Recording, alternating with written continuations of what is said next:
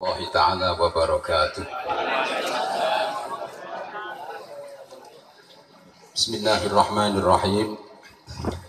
Alhamdulillahi rabbil alamin wa bihi nasta'inu ala umuri dunya waddin. Summa salatu wassalamu ala imamil anbiya'i wal mursalin sayyidina wa habibina wa syafi'ina wa qurrati a'yunina wa maulana Muhammadin sallallahu alaihi wasallam wa ala alihi wa ashabihi ajma'in. Amma ba'd. Para habaib yang sama-sama kita hormati, wabil khusus kepada guru kita muliakan, yang sama-sama kita cintai, Al-Habib Hasan bin Abdurrahman bin Zain Al-Jufri. Mudah-mudahan Allah senantiasa memberikan sehat walafiat, memberikan kenikmatan di dalam kehidupannya, sehingga beliau benar-benar bisa memaksimalkan dakwahnya kepada kita semuanya. Amin ya rabbal alamin. Para habaib yang tidak bisa saya sebut satu persatu karena terlalu banyak. Bapak-bapak dan ibu-ibu, hadirin hadirat yang dirahmati Allah. Alhamdulillah, kita sangat bersyukur kepada Allah Subhanahu wa ta'ala karena kita dikumpulkan di dalam satu majlis yang sangat-sangat mulia, yaitu majlis Al-Inayah yang dipimpin oleh guru kita Al-Habib Hasan bin Abdurrahman bin Zain Al-Jufri. Kita dikumpulkan dalam satu wadah yang baik, kita dikumpulkan dalam satu kegiatan yang baik, yang insya Allah kegiatan ini sesuai dengan apa yang dirintis oleh aslafun as-salihun, para ulama-ulama ahlus sunnah wal jamaah, yang tentunya kita yakini sebagaimana yang digambarkan oleh Rasulullah sallallahu alaihi wasallam, sataftariku ummati ala salasin wa sab'ina firqah. Beliau mengatakan bahwa nanti umatku akan terpecah menjadi 73 golongan. Hum finnar illal wahidah. Semuanya masuk neraka, hanya satu. Para sahabat terkaget sembari bertanya, wa mal wahidah ya Rasulullah? Siapa itu yang satu ya Rasulullah? Nabi mengatakan, al-wahidah ma ana wa ashabi. Yang namanya satu itu adalah orang yang mengikuti aku dan para sahabat-sahabatku. Alhamdulillah, kita dibimbing oleh guru kita Al-Habib Hasan Ahmad bin Zain Al-Jufri. Kita mengikuti jalan-jalan para sahabat-sahabat Nabi Muhammad sallallahu alaihi wasallam tanpa memilah-milah, tanpa membeda-bedakan siapapun mereka, siapapun beliau, kita hormati sebagai sahabat yang memiliki derajat yang mulia di sisi Allah Subhanahu wa ta'ala. Mudah-mudahan Allah senantiasa membimbing hati kita ke jalan yang diridhoi oleh Allah Subhanahu wa ta'ala. Amin ya rabbal alamin. Bapak dan Ibu, hadirin hadirat rahimakumullah, sebagaimana yang kita ketahui bahwa manusia hidup itu selalu dihadapkan dengan berbagai macam pilihan. Baik dalam soal apapun, kita dihadapkan untuk memilih. Akan tetapi dalam pilihan itu konsekuensinya hanya ada dua, baik dan tidak baik, benar ataupun salah, menguntungkan, merugikan. Pada ujungnya adalah yang kita pilih ini apakah mengantarkan kita ke dalam surga ataupun justru malah ke dalam neraka. Maka dari itu, agar kita tidak salah di dalam memilih, maka kita harus memiliki ilmu. Kita harus tahu ilmu untuk membedakan mana yang benar dan mana yang tidak benar. mana yang menyelamatkan dan mana yang menjerumuskan. Ilmu inilah sehingga Imam Syafi'i pernah mengatakan, man arada dunya fa'alaihi bil ilmi wa man arada al akhirata fa'alaihi bil ilmi wa man aradahuma fa'alaihi bil ilmi. Barang siapa yang ingin sukses di dunia, maka kesuksesan dunia itu harus dicapai dengan ilmu. Barang siapa yang ingin sukses di akhirat, maka kesuksesan di akhirat itu pun harus dicapai dengan ilmu akhirat pula.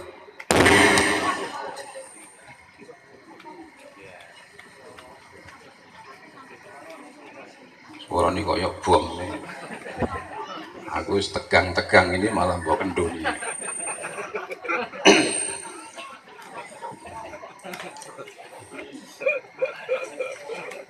Wes dibeneki. Ibu-ibu tuh kaget kabeh. Hah? Ira sableng. Kok tekan ira sableng barang iki. Wa man aradahuma, dan barang siapa yang ingin sukses dunia, sukses akhirat, maka itu pun harus dicapai dengan ilmu juga.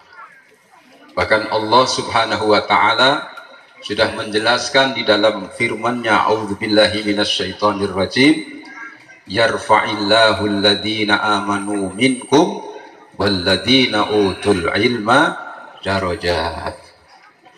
Allah menjanjikan darajat, artinya derajat yang bertingkat-tingkat, kalimat jamak, bahwa Allah Subhanahu wa taala akan mengangkat kepada orang-orang yang memiliki keimanan di antara kamu dan orang-orang yang memiliki ilmu, akan diangkat derajatnya oleh Allah Subhanahu wa taala.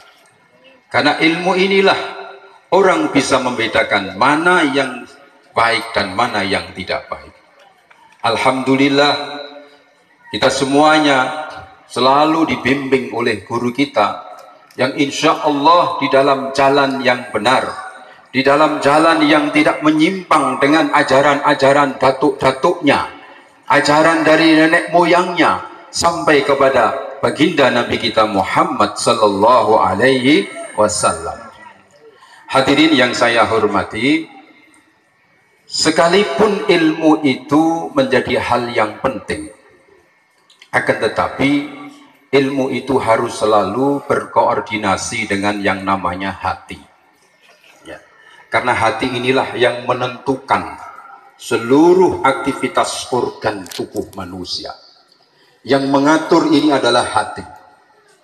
Jadi orang punya ilmu bisa jadi dia tersesat apabila tidak ada pengendalian dari hati yang baik. Maka hati ini harus kita jaga, kebersihan hati ini harus kita jaga, supaya nanti dalam menentukan sikap, dalam menentukan pandangan, itu bisa menjadi baik. Rasulullah Sallallahu Alaihi Wasallam mengatakan, inna fil jasadi mudghah, bahwa sesungguhnya di dalam jasad manusia itu ada yang namanya mudghah, segumpal darah, segumpal daging. Apabila segumpal darah itu baik, in soluhat soluha sairu jasadih, fa in fasadat fasada sairu jasadih, ala wahyal qalbu. Apabila segumpal darah itu baik, maka baiklah seluruh anggota tubuh itu. Pengertian baik itu adalah sehat dan baik di dalam bertindak. Karena orang yang jiwanya, orang yang jasadnya, yang badannya sakit, itu akan berbuat hal-hal yang tidak baik.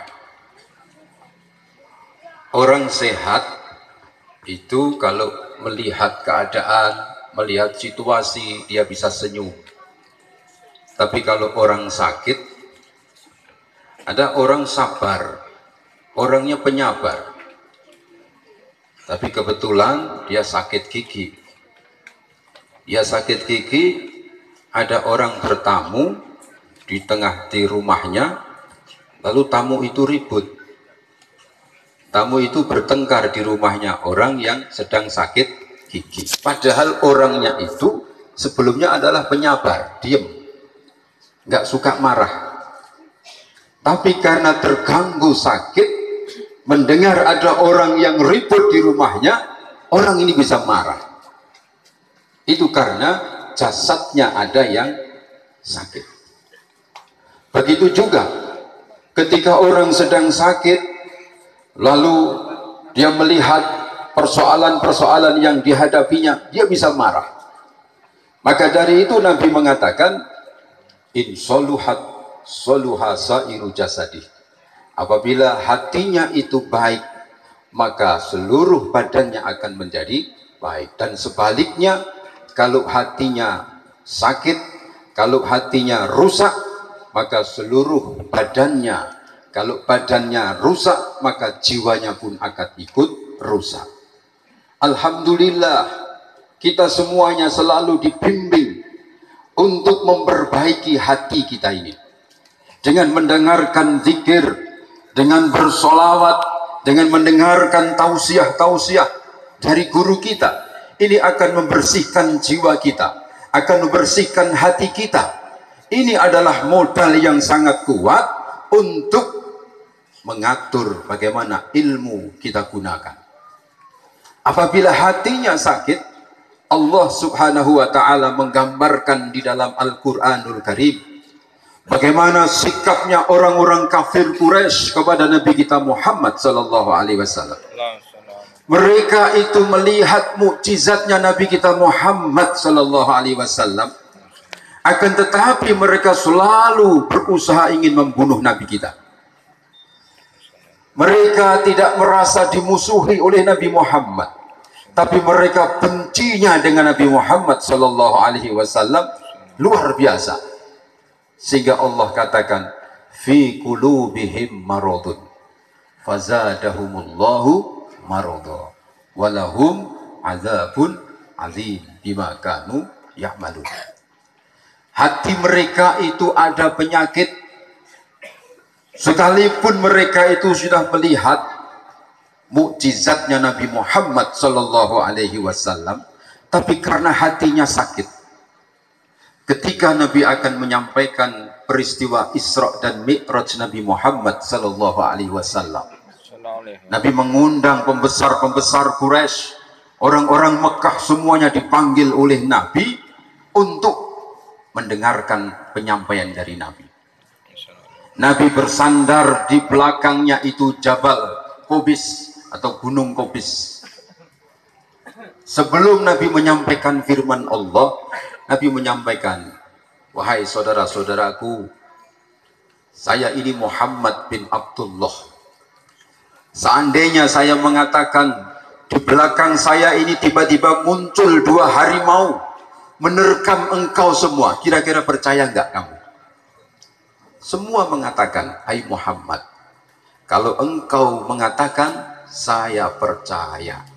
Karena engkau tidak pernah bohong, engkau tidak pernah dusta. Begitu. Sudah pas toh ini. Lalu Nabi meneruskan, kalau begitu saya ingin sampaikan risalah yang saya terima dari Allah Subhanahu wa ta'ala. Beliau membaca, Subhanalladzi asra bi 'abdihi lailan minal masjidil haram al-hayat. Nabi mengatakan seperti itu. Subhanallah. Ini orang-orang kafir ini berbalik 180 derajat. Mereka mengatakan, ajama'ta dzalika ya Muhammad, apa aku mbok kumpulke iki kon ngrungokke iki? Gitu. Kowe ngumpulke aku, ngundang aku koyo ngene iki mbok kon ngrungokke iki, ocehanmu iki. Masya Allah. Padahal yang disampaikan dua sisi itu hampir sama. Itu adalah hal-hal yang sepertinya mustahil. Di belakang ini ada gunung yang tidak ada lubang, tidak ada celah. Nabi mengatakan, seandainya saya mengatakan di belakang ini muncul 2 harimau menerkam kamu, percaya enggak? Mereka mengatakan percaya. Nah, lucu toh. Tapi begitu menyampaikan firman Allah, baru ini penyakitnya kambuh. Fi qulubihim maradunnya ini kambuh. Muhammad, jangan gila engkau Muhammad. Jangan mengada-ngada kamu Muhammad. Kamu ngomong apa itu? Ngelantur kamu, macam-macam. Itu akibat hati yang sakit. Jadi artinya hati itu harus benar-benar kita jaga. Harus kita rawat. Harus kita bersihkan. Sehingga dengan hati bersih ini, maka kita akan mampu untuk mengatur ilmu yang kita miliki, sehingga bisa melakukan hal-hal yang diridhoi oleh Allah Subhanahu wa ta'ala. Nah, hadirin hadirat rahimakumullah, Nabi menggambarkan akibat dari kerusakan hati. Akibat dari kerusakan hati, bahwa nanti akan datang kerusakan pada umatku yang sangat dahsyat. Sahabat-sahabat bertanya, ya Rasulullah, kerusakan apa yang nanti terjadi pada umatmu ya Rasulullah? Nabi mengatakan bahwa nanti akan datang pada umatku yang mereka itu menduga hal yang baik diduga tidak baik, hal yang benar diduga tidak benar, dan sebaliknya hal yang tidak baik diduga. Jadi Nabi mengatakan masih diduga, hal yang tidak baik diduga baik. Sahabat masih bertanya lagi, apakah ada keadaan yang lebih rusak dari itu ya Rasulullah? Nabi tersenyum, ada. Bahwa nanti akan datang pada umatku yang banyak orang mengatakan, ada orang mengatakan yang baik itu tidak baik, yang tidak baik dikatakan baik. Sahabat masih bertanya lagi, apakah masih ada ya Rasulullah keadaan yang lebih parah dari itu? Nabi terdiam cukup lama. Lalu Nabi mengatakan, ada. Bahwa nanti akan datang pada umatku, mereka secara berjamaah mengatakan yang baik itu tidak baik, yang salah dikatakan benar. Ini adalah keadaan yang sudah sangat-sangat rusak. Karena hati yang rusak inilah sehingga manusia digambarkan oleh Allah Subhanahu wa ta'ala seperti binatang. Lahum qulubun la yafqahuna biha walahum a'yunun la yusmi'una biha walahum adhanun la yasma'una biha ulaika kal an'am bal hum adall ulaika humul ghafilun. Shadaqallahul adzim. Bahwa mereka nanti, kata Allah Subhanahu wa ta'ala, yang Allah memulai dengan walaqad dzara'na li jahannama katsiran minal jinni wal ins, sungguh neraka jahanam akan aku penuhi dengan bangsa jin dan manusia. Tipe-tipe mereka yang akan memenuhi neraka jahanam itu adalah lahum qulubun la yafqahuna biha. Mereka punya hati tapi tidak bisa membedakan. Mereka punya mata tapi tidak bisa membedakan. Mereka punya telinga tapi tidak bisa membedakan. Tidak bisa melihat mana yang benar dan mana yang tidak benar. Tidak ada kepekaan sedikit pun. Nafsi-nafsi, melihat di depannya orang yang celaka, melihat di sampingnya orang yang nangis, melihat tetangganya yang sengsara, dia tidak punya kepekaan. Tidak ubahnya ulaika kal an'am, seperti binatang, bal hum adall, kata Allah, lebih rendah dari binatang. Kalau binatang tidak bisa memahami karena tidak punya akal, tapi kalau manusia yang diberi akal oleh Allah Subhanahu wa ta'ala, Kok membiarkan ada saudaranya yang sedang susah? Kok membiarkan tetangganya yang sedang celaka? Kok membiarkan temannya yang sedang kesusahan? Itu tidak ubahnya seperti binatang. Ini gambaran dari Rasulullah Sallallahu Alaihi Wasallam betapa bahayanya kalau seseorang itu sudah hatinya rusak. Maka dari itu, hadirin hadirat rahimakumullah, sekali lagi saya sampaikan, kita bersyukur kepada Allah Subhanahu wa Ta'ala, karena kita berada dalam lingkungan yang insya Allah kita yakini baik, insya Allah akan menyelamatkan kita. Apalagi kita tergiur dengan apa yang disampaikan oleh Rasulullah Sallallahu Alaihi Wasallam, yuhsyarul mar'u ma'aman ahabbuh, manusia nanti akan digiring beserta orang-orang yang dicintainya. Jadi mulai sekarang kita harus pertahankan persahabatan kita di dalam majlis al-inayah dan majlis-majlis yang lain yang tentunya bersama dengan majlis-majlis ini. Karena nanti di sinilah kita akan bersama-sama di padang mahsyar akan mengikuti guru-guru kita, yang mana guru kita akan nyambung dengan guru-gurunya, insyaallah tahta liwa'i Sayyidina Muhammadin Sallallahu Alaihi Wasallam. Kita akan berada di bawah benderanya Nabi Muhammad Sallallahu Alaihi Wasallam. Di urutan keberapapun, di urutan yang manapun, asal kita tergolong di belakang benderanya Nabi Muhammad Sallallahu Alaihi Wasallam, insya Allah kita akan selamat masuk surga. Amin. Amin. Ya Rabbal Alamin. Saya kira sudah cukup ya. Saya kalau biasanya kalau ngisi di sini itu rotok guyon, tapi sekarang saya rotok wedi. Ya, saya takut banyak habaib nanti kalau saya diselentik bar. Bagian ini kan tahtim ya, penutupan majelis. Jadi saya sengaja rotok kuwenceng keringatan aku. Gitu. Saya kira cukup dari saya. Saya khawatir kalau jenengan ngerupok kita terus malah jadi jantungan ya. Mudah-mudahan sedikit apa yang saya sampaikan tadi bisa memberikan manfaat untuk kita semuanya. Amin ya rabbal alamin. Dan mudah-mudahan Allah senantiasa memberikan kekuatan iman Islam, sehat walafiat, panjang umur fi taatillah kepada kita dan keluarga kita semuanya. Dan mudah-mudahan Allah senantiasa melimpahkan rizki yang barokah, rizki yang halal, rizki yang cukup untuk bekal ibadah kita kepada Allah Subhanahu wa Ta'ala. Ala hadiniyah al-Fatihah. Bismillahirrahmanirrahim. Alhamdulillahirabbil alamin.